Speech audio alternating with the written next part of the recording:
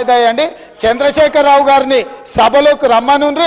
చంద్రశేఖరరావు గారు వచ్చినాక, ఎందుకంటే 10 సంవత్సరాలు జరిగిన పాపాలకు వారు కారణము.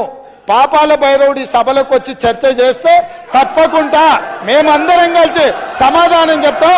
వారిని సభలోకి రమ్మనుండ్రి, చర్చ చేద్దాం.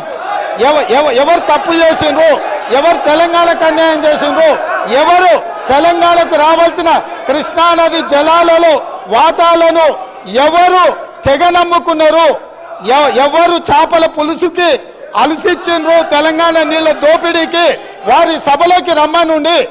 చంద్రశేఖరరావు గారి సభలోకి వస్తే ఎంతసేపు అయినా మీరు మైకి అండి అధ్యక్ష.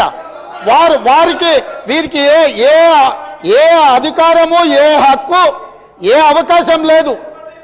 కాబట్టి చంద్రశేఖరరావు గారు ఈ సభలోకి వచ్చి వారు మాట్లాడితే ఇక వారు మాట్లాడడానికి ఏమీ లేదు, వారు చెప్తే వినడానికి కూడా